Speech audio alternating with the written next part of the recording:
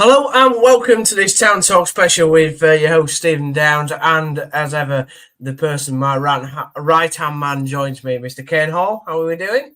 Yeah, good. Thank you, mate. Thanks for having us on so close after a game, so we can talk about all the fun that we had yesterday. And Mr. Callum Scott is back with a new trim. I used to be your right hand man, Steve. Don't forget that. You did. But Kane's so far not as injury prone as you this season, so he's made a few more appearances. Mind you, you've both made more than pretty much 90% of the Town squad, but we'll get on to that, of course. We'll get on to that. Huddersfield Town did lose 1-0 yesterday to bitter rivals Peterborough United in what can only be described as a turgid affair.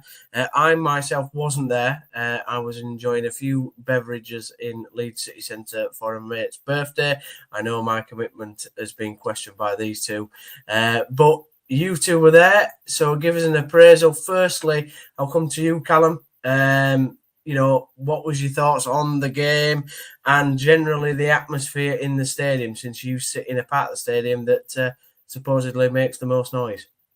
Let's just jump straight in front of that, supposedly, and say it was awful, wasn't it? Start to finish. The atmosphere in the stadium is reliant on the product on the pitch. As we've said many times before, the product on the pitch yesterday was, we might as well have just been shouting to an empty field, because there was no cutting edge. We weren't in any aspect of the game clinical.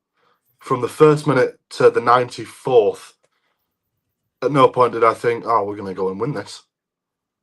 We started lethargic. We continued lethargic, and at no point, not even like we've seen before, we go in at the second half, he puts a rocket up and then they come out and they look like a different side. The same side came out for that second half. It's not either what Duffy's saying isn't having the same effect as it did, or tactically we were outdone by a team that haven't won on the road since August, and that's an appraisal in itself. That's not good enough. No. If you do want to get involved in today's show, please do give it a like, a share, and subscribe to the channel. And of course, get your comments in to give your thoughts on all things Huddersfield Town, and we will bring them up on screen and discuss them. Kaine, your view from the commentary area is slightly different, but you obviously, you've sat in the stadium, you get a sense of, the atmosphere and what's happening. But I mean, it seemed like, from what I understand, from like Cal says, from minute 1 to minute 94, even when subs were made, like there was just absolutely nothing. Like there was nothing to get excited about at all. And I've spoken to a number of people after the game who said that it was the worst performance of the season, worse than Northampton when we lost 3-1. Yeah, it was up there. Yeah, really bad. I mean, I put an effects mic on so I can try hear a bit of the atmosphere around, but that it sounded like it were on mute. And again, as Cal's already said, and we say before, you need something to cheer about. Last time we did a podcast, we spoke about how good the atmosphere was for 20 minutes at the beginning of the Reading game, because Town were a different formation, in the faces of the opposition, pressing the defence, pressing the goalkeeper, winning the ball back inside the opposition half. And it was really good to watch for 20 minutes. And then we come to yesterday and back to his old formation, which we're going to touch on, which didn't really have any kind of shape to it. Didn't seem as if no one knew what they were doing. And yeah, nothing to cheer about, because it was absolute dribble. Didn't really press in the final third, allowed Peterborough to play out from the back. I think the quality-wise from both sides yesterday was dreadful. Both sides were shocking. Both sides were really, really, really bad. Peterborough really could have scored 3. Again, if they had that bit of quality, they might have done so. Also, some of the stats that Town didn't have a shot on target, but yeah, had 12 shots. I generally can't remember 12 shots from Huddersfield Town at all. They struggled in the weirdly. It's weird because whether you look at it as a front three or a front two, whichever one it was, which I'm still debating with myself what he was actually trying to play yesterday. None of the players that were up in that final third for Town when they started are physical enough to win the ball in the air, yet a lot of the ball was going up in the air to them. I spoke to a number of people who said that their centre backs were quite big, 6 foot, whatever, and every ball was going long, trying to find the ball in behind defence, and it was just pointless. And apparently a number of shouts came from the crowd towards Duff in the lower tier where I sit, saying he's got to change it up, but apparently the players either weren't listening or they were sticking to a pre-made plan that just genuinely wasn't going to work. And that's the most frustrating thing for me, Kaine. Surely the footballers on the pitch can see that tactic is not working. So why are they persisting with it?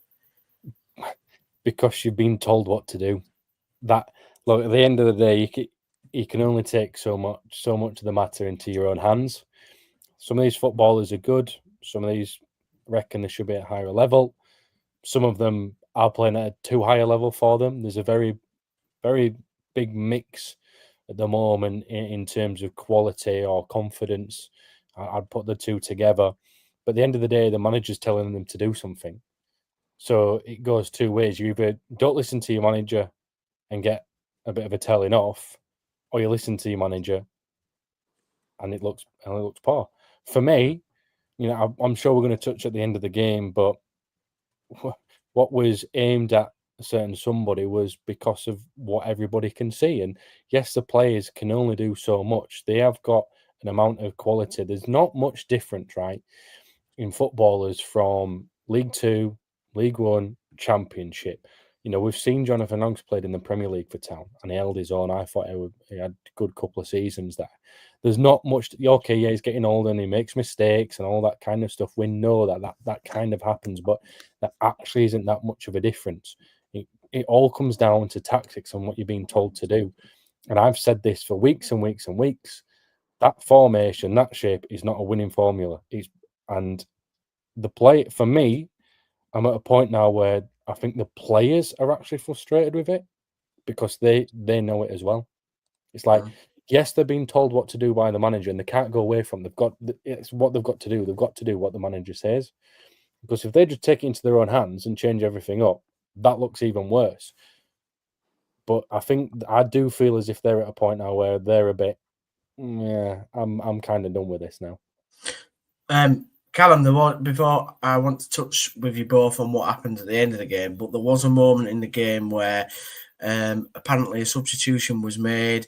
Hoggy came off and then was thrown back on because for some reason either he was supposed to come off or they decided against it. I mean, what actually happened, Cal? Did you kind of, because apparently it was a bit embarrassing, to be honest, from what I've got told.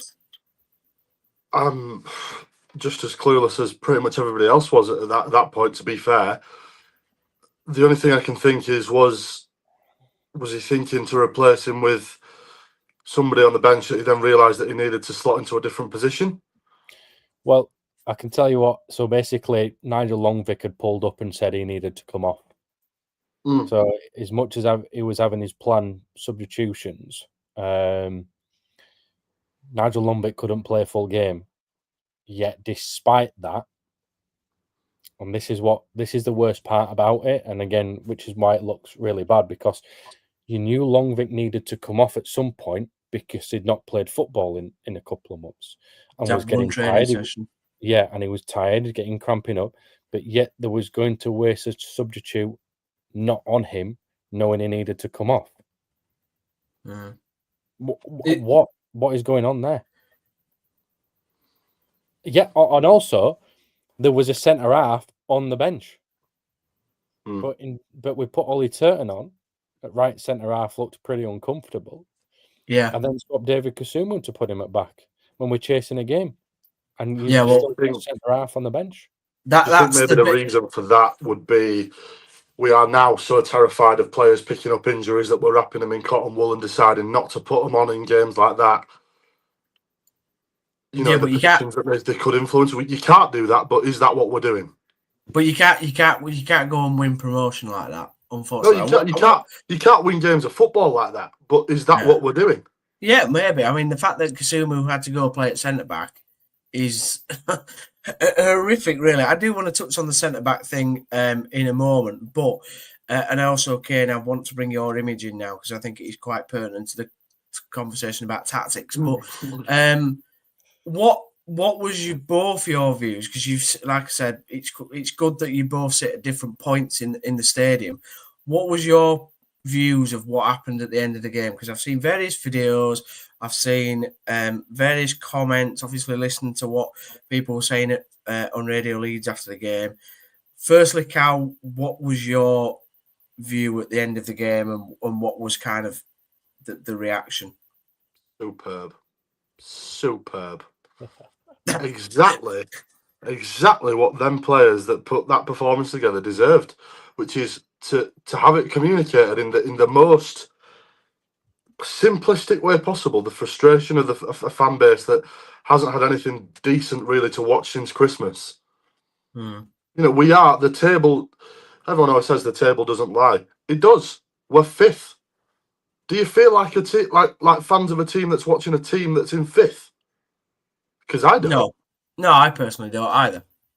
So we're in this position where, you know, if you say, "Oh, let's get rid of Duff," he points at the league table and goes, "Look, we're in the playoffs. We're sort of where we thought we were going to be, but we're not performing to that level." If you put this team up against any of the teams around us, it comes undone. If you put this team against a team that's fifth bottom, it comes undone, as we saw yesterday. Ben here puts take playoffs, play up against the better sides.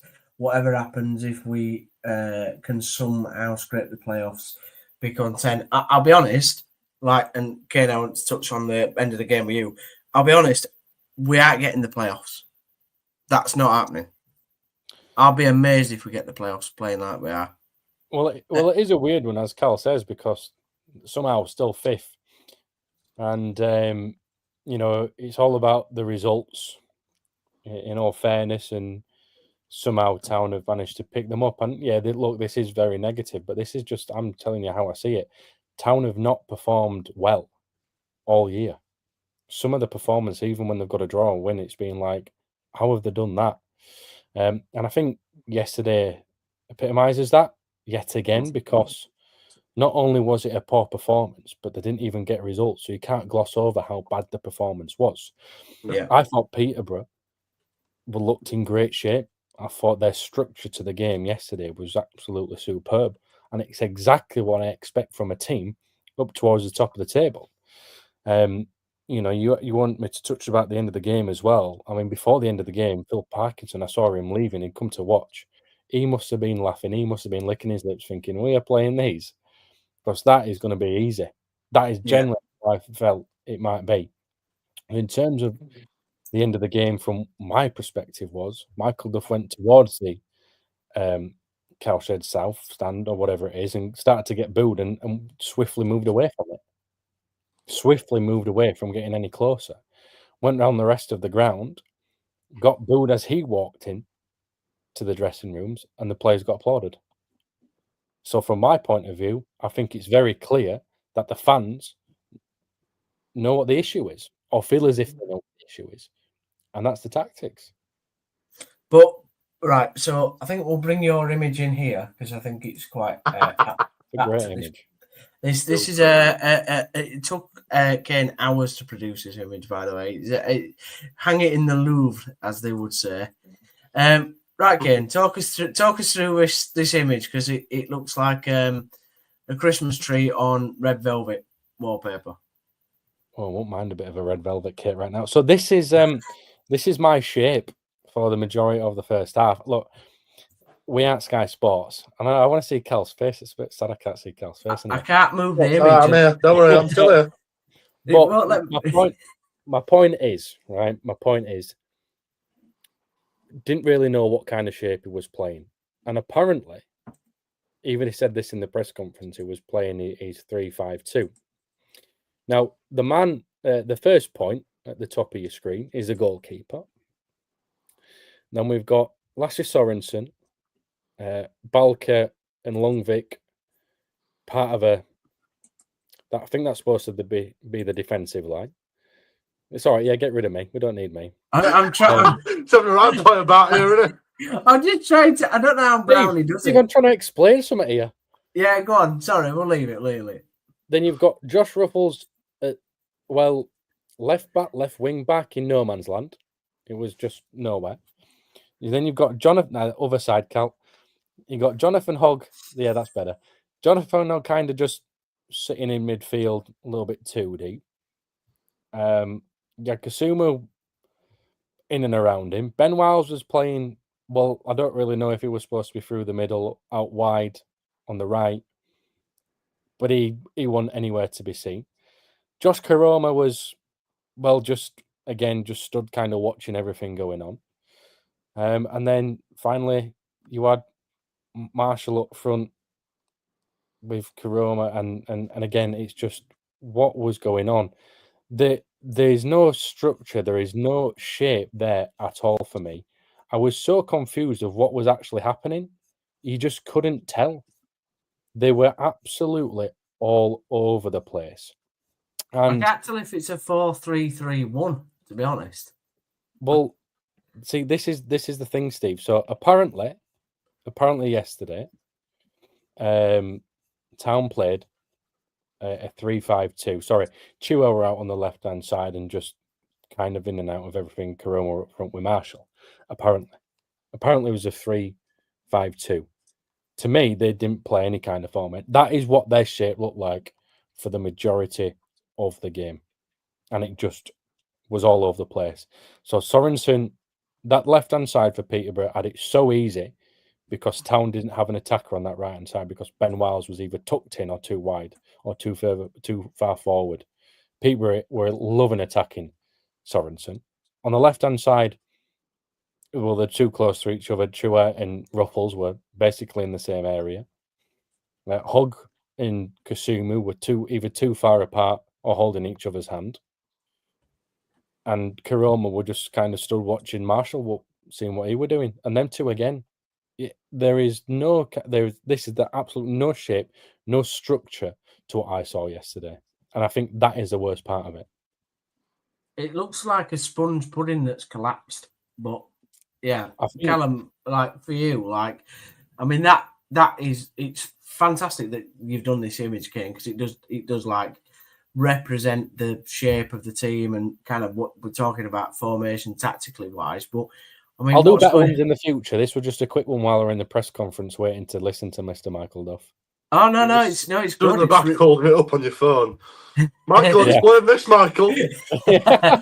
It's it is appreciated, but that left-hand side, Callum, I'll bring you back in now. We can see your beautiful face, but that left-hand side, it's bad, isn't it?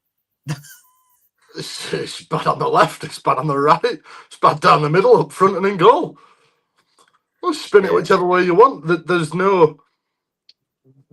That's about as clear a picture as you can get, and there's too many players on that drawing. Yeah. Is there not? I've miscounted, sorry, but Perfect. Oh yeah, no, fair enough. It's because they're all out of shape, Cal. Exactly. I don't even know if we've got the right number of players on the pitch. This is where we're at as Huddersfield Town Football Club. It's a shambles. Sackler board. Well, right. So the other thing that I wanted to we'll get onto the centre back thing in a minute, but we've sort of gone into, because of what happened at the end of the game, the other agenda point, which is about Michael Duff, right? I'm going to ask you both a question now, and it'll be really interesting to see your initial thought process on it. Do we sack Michael Duff? Do we give him to the end of the season or not? Now, by and large, remember what happened last season when we changed managers. Callum, does Duff finish the season with Huddersfield Town Football Club or not? two things, very important things to caveat this with. I've given Michael Duff more time than I think everybody expected. I think people thought I would be calling for his head in game week 4. Absolutely not.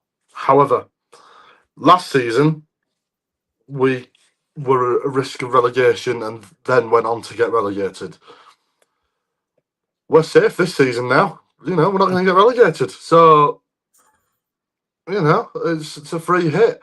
For me, I can see the merits of keeping Michael Duff. I really can, because, to upset the apple cart when you've got this squad of not brilliant players, but they are his players. Is there a master plan at play? However, the other side of that is, if they are his players, he's clearly not getting the best out of them. Why not? And we've really got nothing to lose, say, if we got rid of Duff and appointed Worthy until the end of the season. Okay. Ken? I'm just about to say what Carl said. Give it Worthy till end of the year. For me, he does exactly what you need. It's very simple. Change the formation up. Look, for me... So you've lost faith in Michael Duff now? Is that what you're saying? Again, it's this formation, and I don't agree with it. And I've never agreed with it. All throughout the year, I've said it's not a winning formula. We had this conversation, didn't we, a while? I can't remember what game it was after, but I think we all sort of agreed that he needs to change the system. He himself in his press conference agreed that changes to the system would be coming, or he sort of dropped subtle hints at that. And that's yet to materialise. We're nearly in March. When are you going to do it? Well, I disagree. He did it over the last 3 games. He changed his system over the last 3 games. And now suddenly, yesterday, he went back to his old formation. I agree with Kaine. I don't really see why he did that. But for me, I'm sick of sacking managers. It don't work. Well, and I'll be honest, I need to put a caveat in here, right? He's not had his best team. He can't pick his best team because they're all bloody injured all the time. But whose fault's that? Well, the recruitment team for picking players that are injury prone. Healy signing Reece Healy on a 2-year deal when he's played 46 games in 3 years. What do you mean it's not? Of course it is. Taylor, Charles, that injury records. Yes, they had injury records, but they weren't terrible. It's got to be the training. Taylor's played about 35 minutes for Luton across the entire season, right? Of course he's going to come and get injured. That A is a Huddersfield Town thing to do, but B, you've chucked him in straight away into a very high intense League One playoff, whatever promotion, trying to go up. Of course he's going to get injured. He had a medical, didn't he? And he passed a medical. Yeah, but what I'm saying, Cal, is we identify players like Freddie Ladapo, right, that are either not good enough. Just don't even go there. No, but it's true. We either identify players that are just not good enough, or we sign players like Reece Healy, who we know have got injury record. If you want this podcast to remain monetised, I suggest you don't say that. It's not. It's not. What, Freddie Ladapo? Oh, you did it again. It's not monetized, by the way. But my point is, he's not had it. I think he's been able to pick his best side 8 times this season, what we would all say is his best players, and he's had injury problems. Now, I'm not saying that's an excuse for lack of energy and performance yesterday, but you have to. I'm sick and tired of sacking managers because we'll only go and appoint somebody who's worse. Ken. Right, Steve, can I have my say on all this now? You can. Do you want that image up yet? Right. So, you're talking about sacking managers and all this kind of stuff. I get it. It's not ideal. But hire a manager who's going to stick and have good ideas, because it's plan A, and plan A don't work. This formation that Michael Duff wants to play, the 3-5-2, you have to be extremely good. You've got to have this good mentality. You've got to be a smart footballer. You've got to be a quality footballer, and you've got to be incredibly physically fit with everything around you to be able to do that. They don't have that. Huddersfield Town do not have that. I don't care about whether you've got the amount of injuries that Huddersfield Town have had, which I'm going to come on to why I think that has happened. At the end of the day, any player that is a professional footballer is good. Like I said at the beginning of the podcast, the difference between League Two, League One, Championship, Prem is not as far-fetched as it's made out to be. At the top of the Prem, yeah, come on. Yeah, definitely. But everywhere else, it's not that different. You are a professional footballer. You can play what a manager tells you to do. You can take a touch. You can pass a ball. Having the wrong kind of structure, the wrong way to play, or a way, sorry, maybe not the wrong one, or playing the way that Town are trying to do is not a winning formula. It's a mid-table one. It's one where you might win some, you might lose some. You are left open and very vulnerable at certain times within this formation, right? A lot of these injuries are coming from after someone has done a sprint. Look at Balke yesterday. Pulled his quad after having to sprint. Why did he have to sprint? Because someone from Peterborough had dropped in, which took the right back out, right? Sorensen had to follow his man, which he had to do. But also, Sorensen had no support in front of him because he had no right winger. Ben Wiles was in the middle of the park, being a central midfielder that he is, not out wide right, which he was his hybrid role yesterday, was in central midfield and at right mid. So you ask, there you go. That's one part of the issue. You've got one player being asked to play two kind of positions there. So he's all over the park, running his socks off. Okay, Sorensen has to come in to follow his man, which opens a massive gap down the left channel for Peterborough. And typically, because Sorensen's gone there with no right winger, there's a lot of open space. So his centre half, who's in the middle of the park, is having to bear down onto that channel and sprint in a foot race with two of the fastest players on one side, trying to chase them out. And from the halfway line, he's had to sprint as hard as he can down to the byline. 50 yards worth of sprinting, and he'd already done that 3 or 4 times. Town gets so stretched because of this. They're always up and down, and it's never just a short jog. It's always a sprint because they're out of position. And again, we've seen this. You two attackers, whatever it was, or what it's been throughout the majority of the year, and I've said this already in this podcast, they're having to cover the whole of the opposition half, 2 of them, width to width, from halfway line to byline. They're having to press on their own a lot of the time and chase it all. Again, your wing back, Sorensen, never got an injury until he comes to Huddersfield Town because he's got to sprint the length of the field the majority of the time because Town can get done easily over the top on the diag because that is the easiest way to beat Town, apart from yesterday because they didn't have no shit. Right? Your midfielders, Kasumu, is having to go up and down the field. He's having to cover every blade of grass. You do not cover the pitch in this formation in the right way. The players are getting pulled all over the place. They're getting pulled absolutely all over the place, okay? When Town went to the back 4 against Reading, they had 3 in the midfield and 3 up front. You cover the field. Players aren't having to go sprint out of the way to do someone else's job.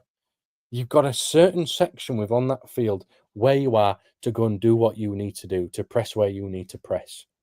Okay, and when you press further and higher up the pitch, like Town did against Reading for 20 minutes, you're going to win the ball back in your half.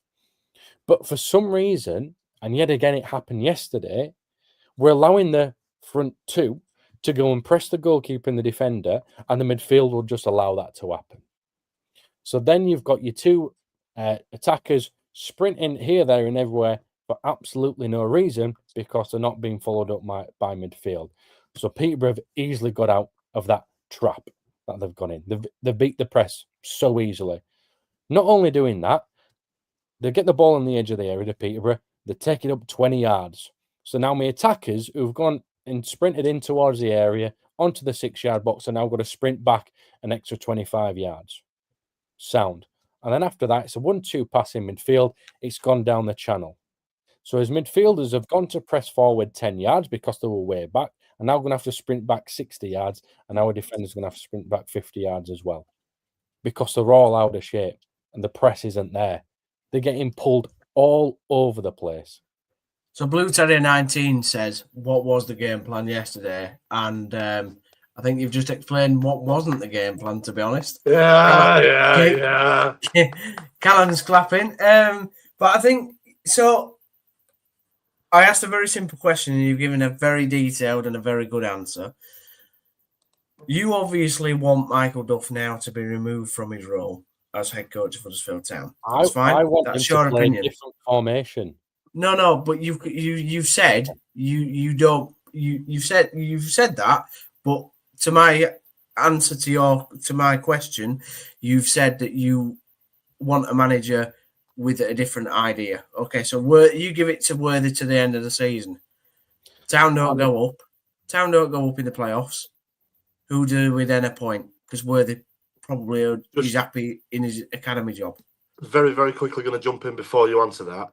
If we get rid of Michael Duff, I don't think promotion should be the expectation. So what should be the expectation? If we're getting rid of Michael Duff, we're suggesting that we're going to stay in this division. Yeah, correct. So what I'm saying, Cal, is what brevity of manager will be coming to the football club? Because it's obviously going to be a worse coach than Michael Duff, isn't it? I'm not sure that's true. Unless you go appoint somebody and nick somebody like Richie Wellings. Look at Cambridge. They've just appointed Neil Harris in League Two. Yeah, I'm not entirely sure that what you're suggesting is correct. I think Cambridge are in League One, by the way. Are they? Sorry, I thought they were in League Two. I don't care. I think if you can sell the project well enough, a manager will take the opportunity, because it is a good opportunity. It should have been a good opportunity for Michael Duff to put the Swansea stuff to bed and say, look, this is what I can do with a football club where all the assets are there. You've just got to get them to the finish line. The money not there, though, because they're injured. But it should be. The money is there to get us up to League One, the Championship. Jesus. And we've spent it, and we have spent it on Dion Charles, 750 grand. Whether you think that was too much for Dion Charles is your opinion, and £3 million or whatever, about 1.5 million plus add-ons for Joe Taylor. We can't say Nagel hasn't spent money. You can argue whether it's in the right area, and you can argue whether it's being made by the right person in that role. And I agree with Kaine to some extent. There is obviously, the tactics are causing injury problems. I mean, let's take the centre-back position as an example, right? Hellick gets sold. The next day we play Blackpool away, the game I went to. The options that we could have had on that day to play centre-back was Matty Pearson, Tom Lees, Brodie Spencer, who all played. You got then Turton, Ruffles, and Lonvike was injured at that time. Bolker played, sorry. So you've got 6 options for centre-back, the 3 centre-back positions. Turton and Ruffles, we know aren't centre-backs, but they've been playing there. And obviously, Lonvike was the only centre-back at the club that was injured at that particular time. We're now at a position where Tom Lees is out probably for the end of the season. Matty Pearson's out for at least another 6 weeks. Lonvike's come back, but he's only had 1 training session, and he was already feeling, like Kaine said, pulled up yesterday. Bolker could be out for at least 4 weeks now. So Brodie Spencer is the only centre-back at the club, and he's not a styled centre-back. He's not a centre-half. He's a right-back. Yeah, he's not. Yeah, he's a right-back, right? So we haven't got a centre-back on the books that's experienced, that's played at this level, and that knows what it takes to win a football match in a professional environment. That's horrific. That's genuinely horrific for a promotion chasing 5th in the table side to not have one standard of centre-back. Question to ask then. Is the coach that's in charge of strength and conditioning at the football club, was it brought in by Michael Duff, or was it there beforehand? That is a good question. There beforehand. Yeah, I think he was there beforehand, but it is a good question. I begs the question how they are still in a job based on last season alone. I agree. And that's why part of the injury thing, I can't blame it all on Duff. I agree, Kaine, with a lot of what you've just said, by the way, about injuries. But we did have massive injury problems last season with a lot of players that are now no longer here. So there's obviously something deeper involved, isn't there? There has to be. Yeah, it's about how you look after yourself as well. What are these? Some of these players. Most footballers get spoon-fed absolutely everything. But the lower down the leagues that you go, the more you've got to look after yourself, and then you've got to think, how committed are they to doing that? You'd like to hope they are committed to doing that. Yeah. Now, head of performance is what you're actually getting out of a player itself, and what they're doing individually, not in terms of looking after themselves. That's again where your strength conditioning comes in. But these players are being asked to do a lot of work. There's a lot of games. As I said, Town are very stretched most games when they're off the ball. There's a lot of sprinting to do. It's just, for me, it's just too much of what they're being asked. I just think in this formation, it is way too much. Look, I'm getting to the point. Look, again, the reason what I like about when Worthington came in, he went to a very standard 4-2-3-1, which covers the majority of the pitch, and you can all work hard for each other. It doesn't really matter who's in there. It's not that complicated to play. It's very simple. It's probably the second most common formation to play, and it is actually a winning formula. A 3-5-2 is not played by many teams because it just doesn't do the job. It doesn't get you over the line. And it takes a lot of work to do that. These players need to be keeping fresh. How do you expect a player who has had injury problems this year to play 3 games in a week and be sprinting for the majority of these games up and down? And don't forget, okay, in these games, we're seeing a lot of boring, lull, depressing, low tempo. So these players are probably getting cold, stood out there, watching the absolute dribble that we're having to watch as well. And the next minute, the impact of what you're asking your body to do is go from 0 to 100 in a matter of seconds, because 1 minute you're being stood watching, waiting for something to happen, and the next minute you're on the back foot, having to chase a ball down. We obviously Blue Terrier 19's commented quite a lot here, and they've said, do we think there's anything in the Taylor's medical to suggest he was going to do his hamstring a week later? I'll be honest, I'm not an expert in football medicals, and like we've all seen that they've done them on Sky Sports and stuff, but I don't know, like either of you lads know whether that's a thing that can happen, or look, you get scanned all over, you get everything, anything you need to know about your body, you'll find out in them medicals. But again, when you got someone who is, again, Joe Taylor wanted to come in and prove himself, was stretched in them games that he'd played, not played a lot of football, the quick impact of sprinting like that on cold evenings and cold afternoons, it's going to take an impact. Sometimes you've got to ease yourself into games, and he just went all out. And fair play to the lad, but sometimes going all out when you're not ready causes muscle injuries. And Reece Healy, every time he comes back, he wants to work hard. You can see that. He'll give it for you, but his body's just not allowing to do it. He's got to just has to ease himself back into it. Are we giving up on promotion? Because I'll be honest, it feels a bit like that. Like Duff came after the game. You were in the press conference. I've listened to what he said on the radio. I'm sure Callum has. Like, he's talked about this weird atmosphere that we're 5th in the league, and we've all mentioned it today in the last 35 minutes.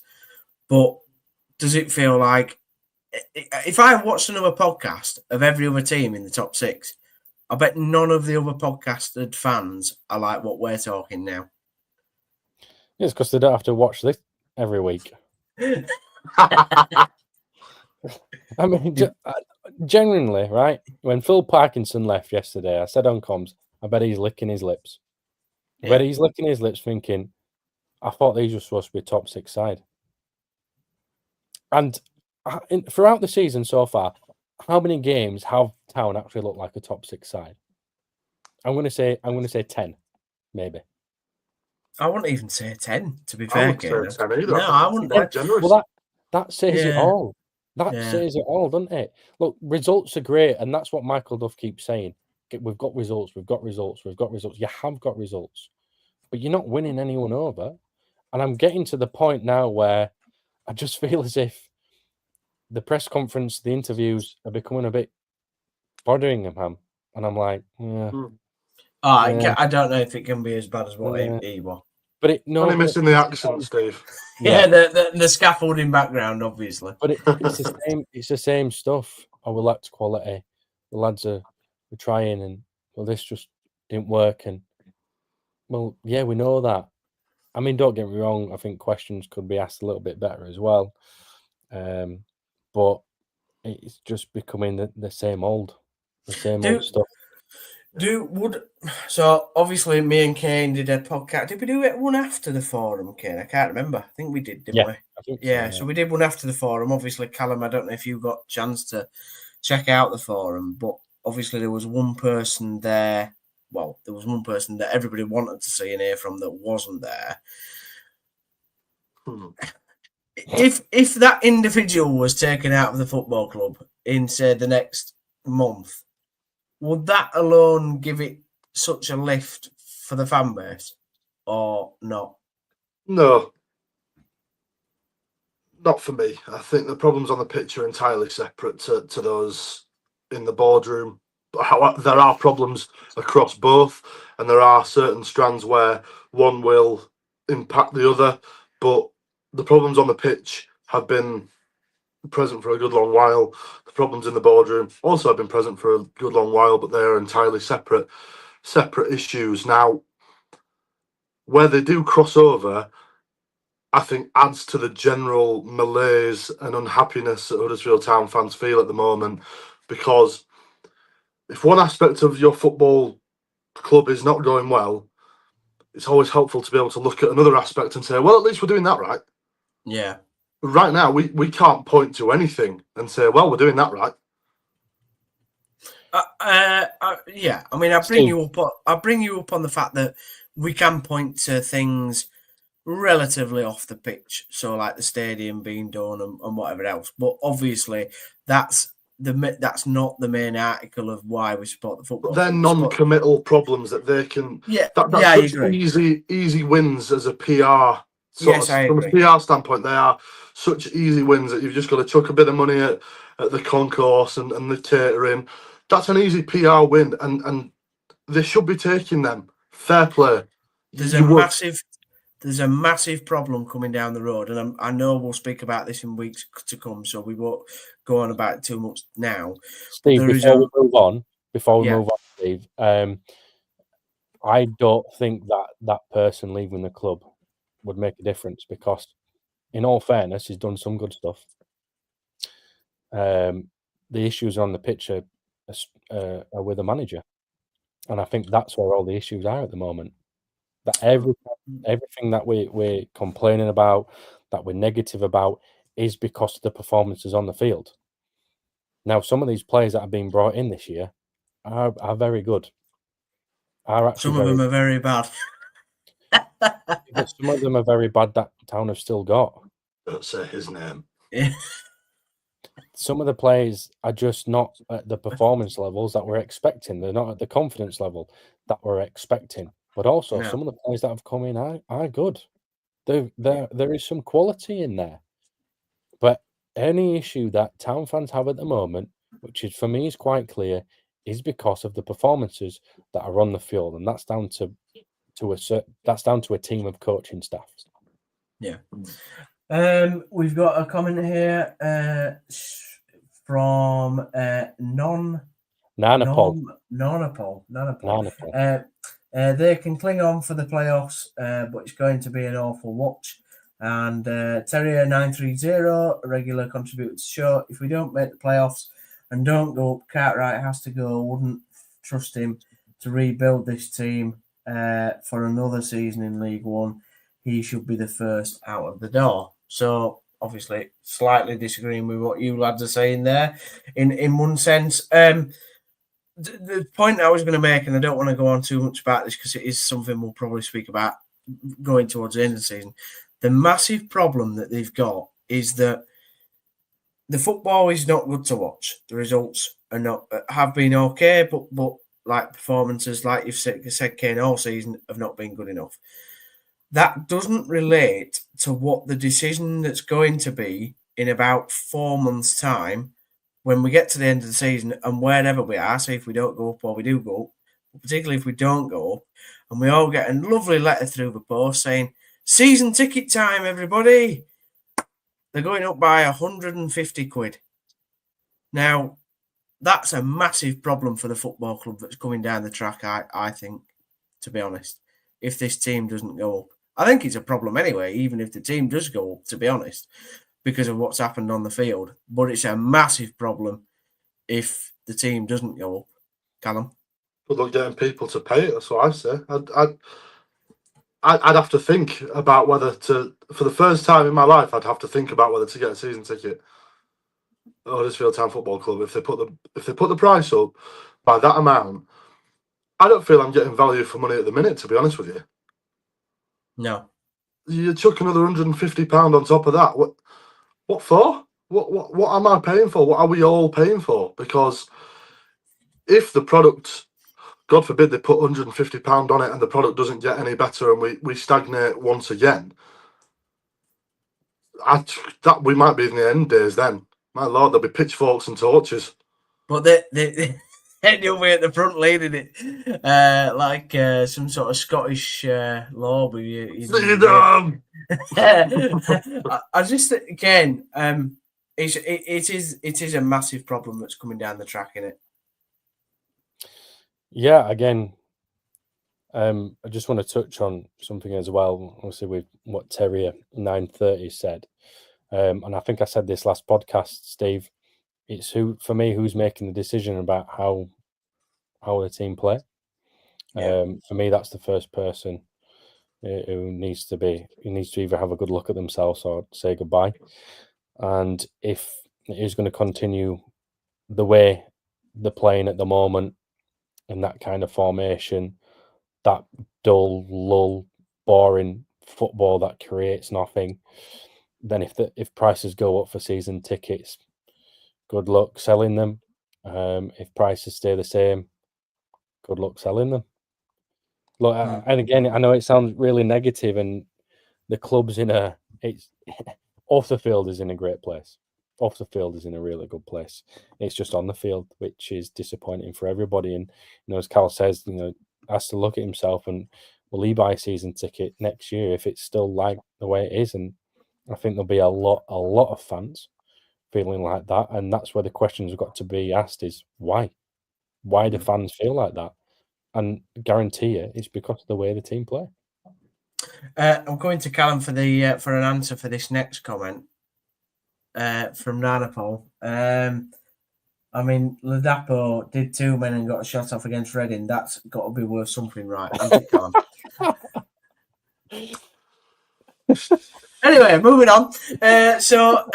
We've got coming up this week, we've got a lovely trip away to Wigan, which was obviously the postponed game from earlier in the season when apparently half of Lancashire went underwater. And then at the weekend, we have another away game that's just gone out my head. Oh, come on, Steve. No, it's just literally gone out my head. Come on, Steve. Anyway, we've got another away game coming up. Come on, Steve. You should know this. You're host, do you? Yeah, I know it's gone out my head. Help me out. Don't just Stevenage. sit there. Stevenage, that's it. We just wanted to make you sweat. Yeah, well, I am doing actually. Heating's on in the house as well. But accidental partridge. But yeah, in terms of Wigan coming up, obviously, Kaine, we saw them at home. We did the podcast immediately after the Wigan game, just me and you, and I think we both thought Wigan looked all right. Actually, as a side. Steve, didn't you? That one going on said, wasn't it? Just me and you. No. Boot right in there. it was just that it was me and Kaine. But yeah, I think I've been most consistent player all year. You have, to be honest. You have, yeah. Zach's unfortunately been the least, but yeah, very, very funny. So yeah, but we said about Wigan, Kaine, that they looked all right as a side, they just couldn't finish. Yeah, they've still got forward. They have no penetration about them. A bit like how are you feeling going into the game? Is it a must win now? Is it a must win for the season? But is it a must win for Michael Duff? I think Michael Duff has to win his next 3 games. All of them? Yeah, he has to win. You are aware that one of those is Wrexham at home, aren't you?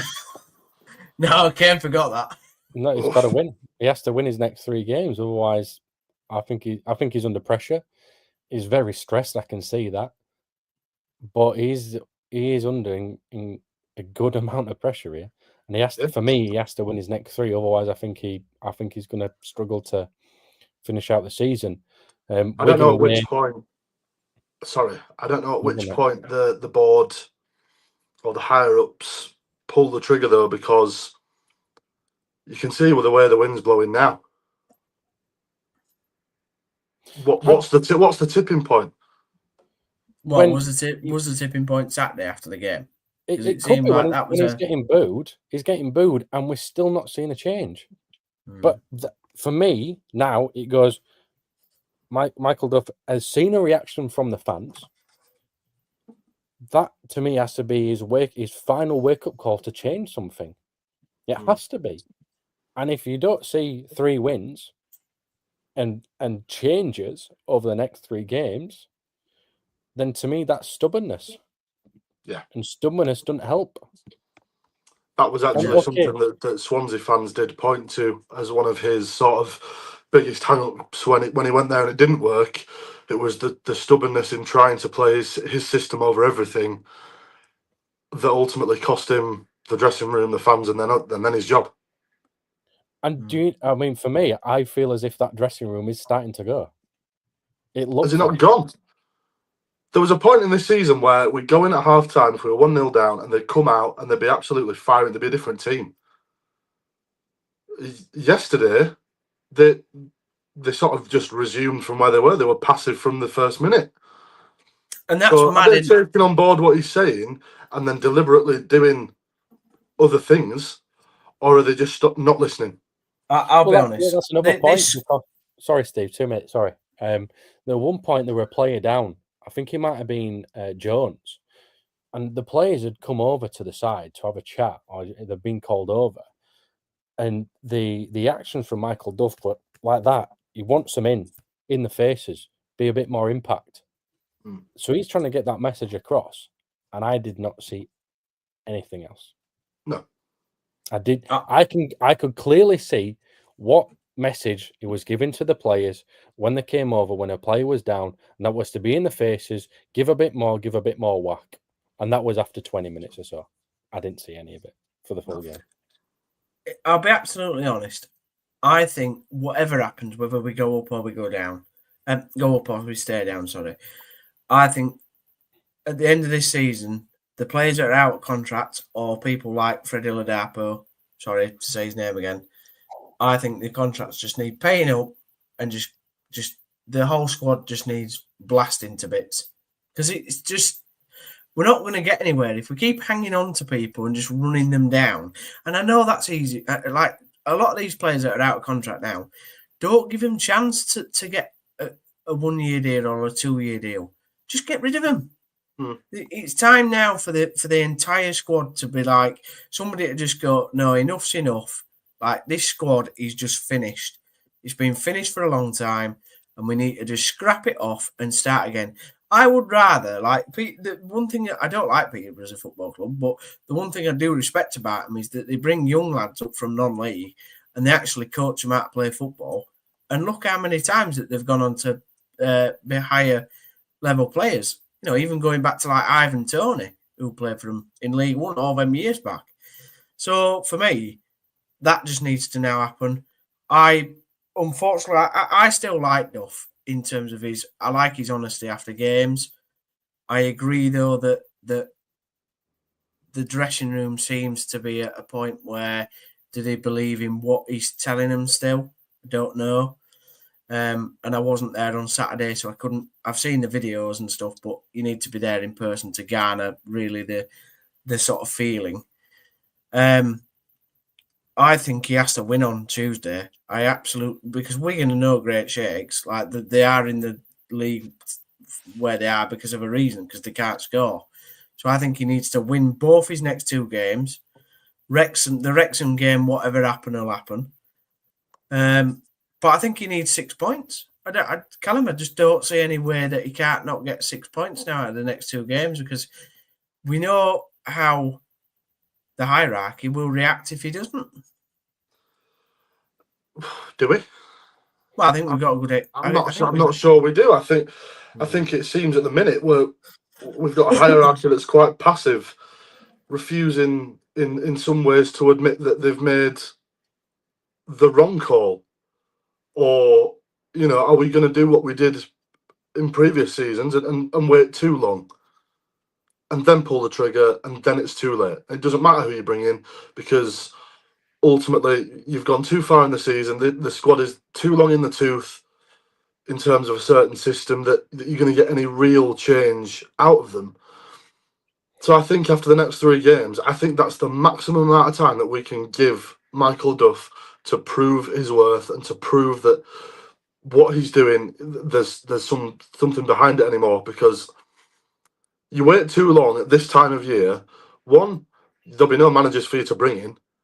No. 2, the squad won't respond to any new manager coming in. Or 3, there's not enough games of football left to have any meaningful change. No.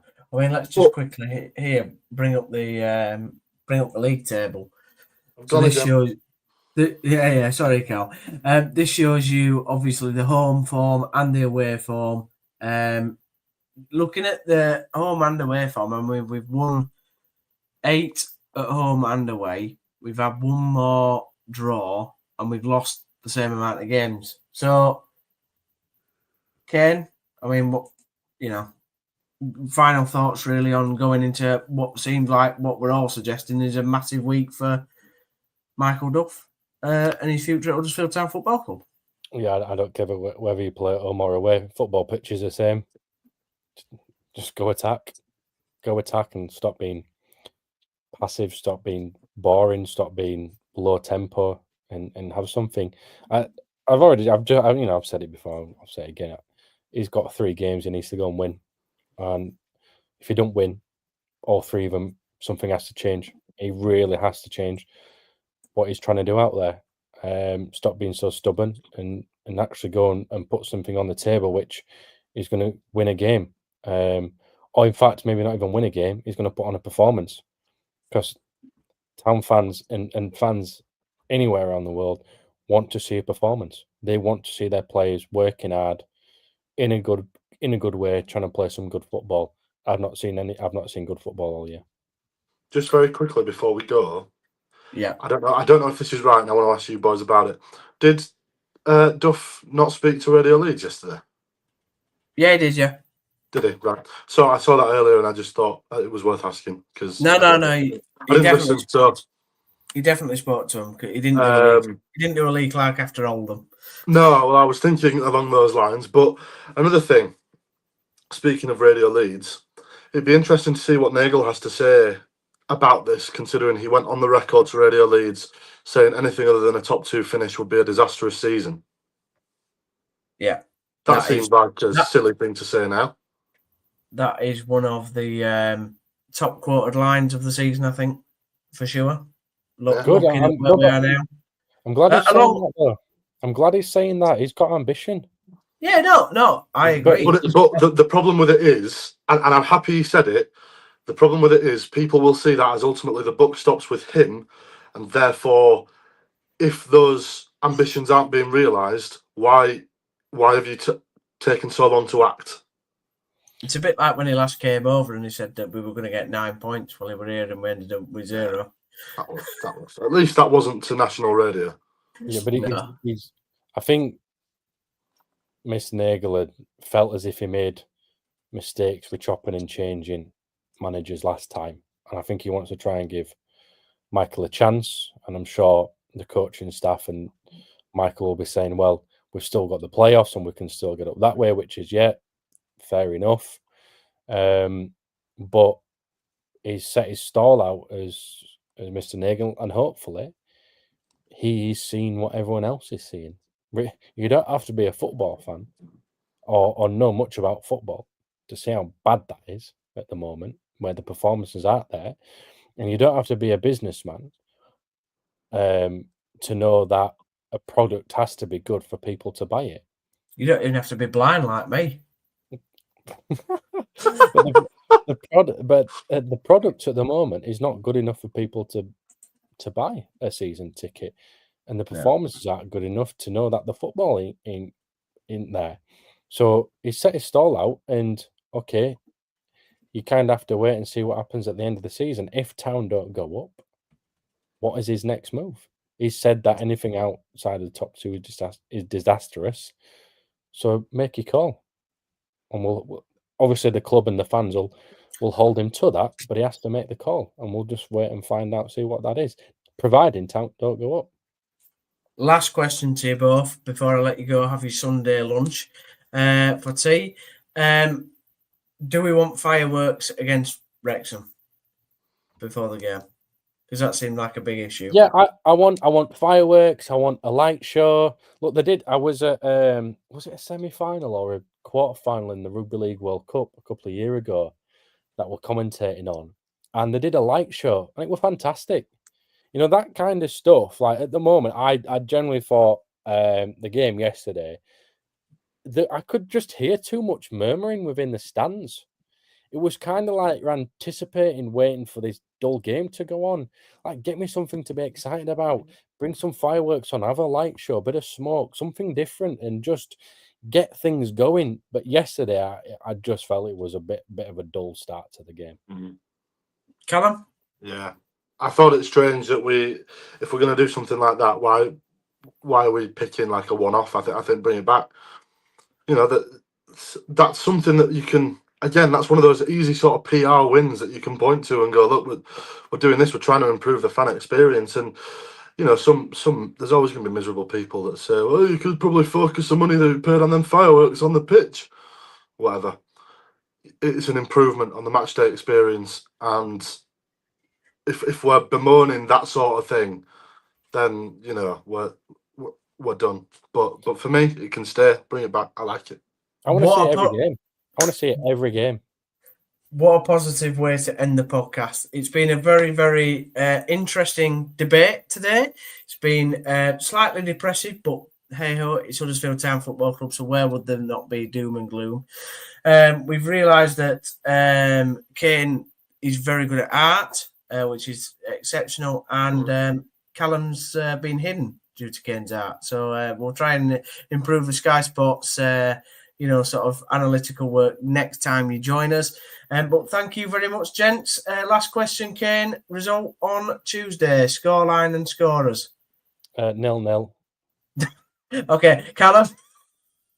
0-0. Okay, thanks for that. Cheers, boys. I'm going 2-0 to Wigan. Yeah. Wow. Wow. The only reason I didn't say 1-0 to Wigan was because the only Wigan player coming to my mind was Stello Asgard, who now doesn't play there. So, to be honest, I was just about to say stupidly that I think he'd get both goals, so I'm glad that I didn't. So it's 2-0 to Wigan. And God knows who's going to score. Anyway, for top analytical work, please do come and join us on the Monday show tomorrow, when I'm sure you'll hear me do a 30-second roundup of how great Town were yesterday. But yeah, keep an eye on the channels. Thank you to Kaine. Yeah, cheers, mate. And last question from Dave Brook. Do you think the main problem is manager? Yes. But yeah, cheers, Steve. Thanks for having me. As always, I'll improve on my art. Yes, thank you. And cheers, Callum. Thank you for coming for, an appearance for once. It's great. No problem. David Wagner's Barmy Army. That's how. Cheers, man. And all we want to hear on Tuesday night is Freddie Ladapo is going to get a goal for me. All right. See you later, everybody. Enough podcast for me. Goodbye.